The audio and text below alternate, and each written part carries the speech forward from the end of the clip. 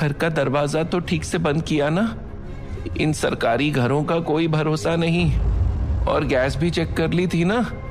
सारी रिपोर्ट लिख ली?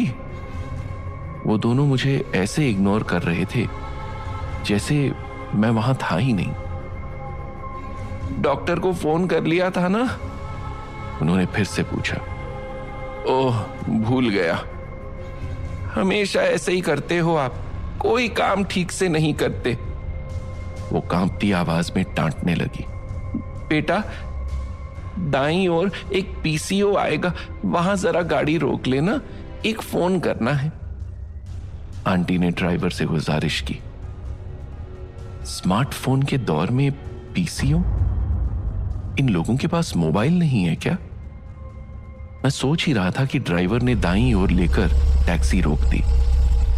चाहिए, सामने से फोन कर लीजिए। वो बुजुर्ग टैक्सी से उतर गया, मगर मुझे तो वहां दूर दूर तक कोई पीसीओ नजर ही नहीं आ रहा था। वो आंटी जोर जोर से खांस रही थी। मैंने उन्हें पानी ऑफर किया, मगर वो मुझे पूरी तरह इग्नोर कर रही थी। मैंने उन्हें ध्यान से देखा। उनके हाथ में किसी डॉक्टर का लिखा प्रिस्क्रिप्शन था। ये क्या? प्रिस्क्रिप्शन पर ये कौन सी तारीख है? 7 मई 1982? 1982? इतना पुराना प्रिस्क्रिप्शन? पीसीओ? लगता है आज कुछ ज्यादा ही चढ़ गई।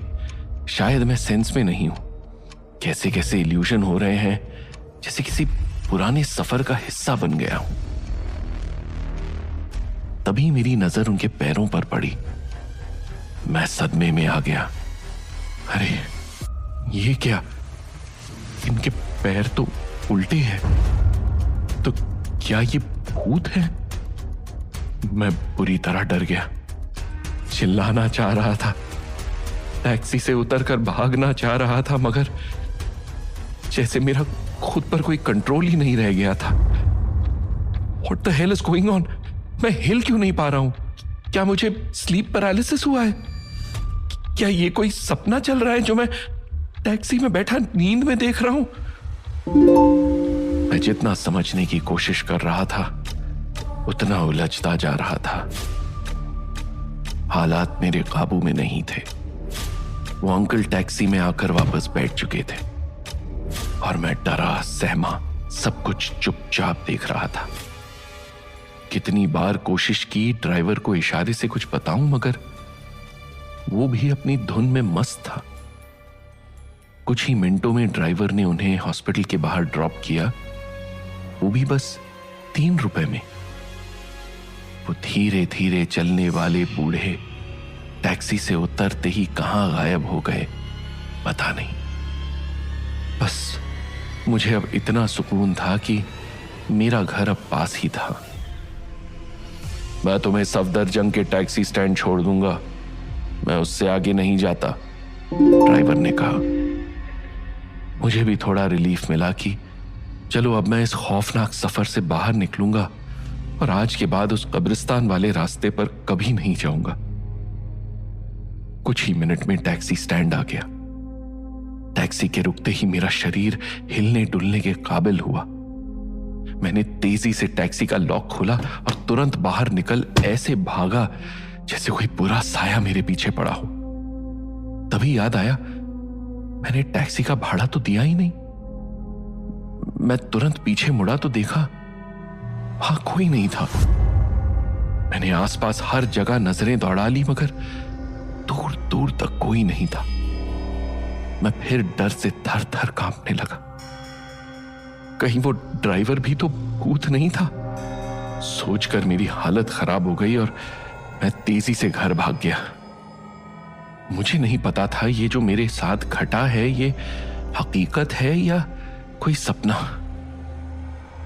मगर मैं एक पल के लिए भी उस नाइटमेयर को कंटिन्यू रखना नहीं चाहता था। अगले दिन थोड़ी देर से आंख खुली। रात का नशा भी उतर गया था। मैं अपने बिस्तर पर सही सलामत था, फिर भी वो खौफनाक सफर मेरे दिमाग पर हावी था। वो ड्राइवर, टैक्सी, लड़का, सभी के चेहरे मेरी आंखों के आगे सवाल बन के घूम रहे थे, जिनके जवाब ढूंढने मैं सुबह उस टैक्सी स्टैंड पर पहुंच गया जहां रात मुझे उस टैक्सी ने ड्रॉप किया था। हल्की हल्की धूप में ठीक वैसी ही एक काली पीली टैक्सी उसी जगह खड़ी थी, धूल और जालों में लिपटी। उसके चारों टायर पिचके हुए थे। यकीन नहीं हो रहा था कि रात इसी ने मुझे ड्रॉप किया था। इसीलिए मैंने विंडो ग्लास से धूल हटाकर अंदर झांकने की कोशिश की। डैशबोर्ड पर लगा साईं बाबा का स्टैचू, राइट बैक डोर पर गहरा डेंट, पीछे शीशे पर एक पुरानी पिक्चर, सत्ते पे सत्ता का बड़ा सा स्टिकर। और ये क्या, बैक सीट पर मेरी लेदर जैकेट भी पड़ी थी जिसे मैं घबराहट में टैक्सी में ही छोड़ आया था।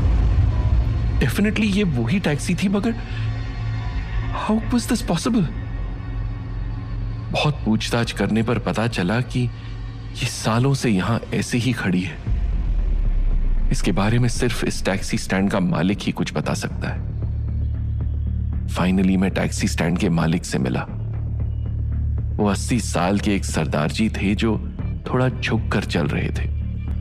वो बोले, ये टैक्सी 30 साल पहले मंगल सिंह नाम का आदमी चलाया करता था, मगर एक एक्सीडेंट में उसकी मौत हो गई थी, तब से यहीं खड़ी है। वैसे तुम इतनी पूछताछ क्यों कर रहे हो? क्योंकि इस टैक्सी ने रात मुझे यहां ड्रॉप किया था। ये तो हो ही नहीं सकता। जरा हालत देखो इसकी, ना इसमें पेट्रोल है, ना इसकी मेंटेनेंस हुई है। वैसे भी ये जिसने चलाने की कोशिश की उसका कुछ ना कुछ बुरा हो गया, इसलिए इस सालों से ऐसे ही खड़ी है। ये मंगल सिंह दिखता कैसा था? क्या उसके दाएं गाल पर एक बड़ा सा कट था? मेरे सवालों के जवाब अभी भी अधूरे थे। सरदार जी सोच में पड़ गए। पहले तो नहीं था, लेकिन उस एक्सीडेंट में उसका दायां गाल कट गया था। सिर से भी बहुत खून बहा था बेचारा। यानी मंगल सिंह की आत्मा ने सच में मुझे यहां ड्रॉप किया। यह सोचकर ही मेरे पूरे जिस्म में खौफ की सिरहन दौड़ पड़ी। आप मुझे मंगल सिंह के बारे में कुछ और बता सकते हैं? I mean, वो एक्सीडेंट कब हुआ, कैसे हुआ? यही कोई 1982 की बात है। वो कहीं से सरोजनी नगर आ रहा था। टैक्सी में एक स्कूली लड़का और एक बुड्ढा बुड्ढी भी बैठे थे, मगर रास्ते में टैक्सी एक ट्रक से टकरा गई। तीनों सवारियां ऑन द स्पॉट मर गई, मगर मंगल सिंह में थोड़ी सांसें बची रही। मैं उसे अस्पताल मिलने गया था तो मरते हुए बस यही कह रहा था, आज उस लड़के का इम्तिहान था, उस दोनों बुजुर्गों को अस्पताल जाना था। काश ये एक्सीडेंट उन्हें ड्रॉप करने के बाद हुआ होता। और इसी दुख के साथ वो भी चला गया। सरदार जी बोल रहे थे और मैं सोच रहा था, इसीलिए रात को मंगल सिंह उन्हें ड्रॉप कर अपनी अधूरी इच्छा पूरी करता है। मैं तो यूं ही उसके आखिरी सफर का हिस्सा बन गया। मन में ढेरों उलझने लिए मैं वापस घर की ओर लौट रहा था। तभी मुझे अपने पीछे तेज चलती सांसें महसूस हुई। लगा जैसे किसी ने बाएं कंधे पर भारी हाथ रखा हो। कानों में फुसफुसाहट सुनाई दी।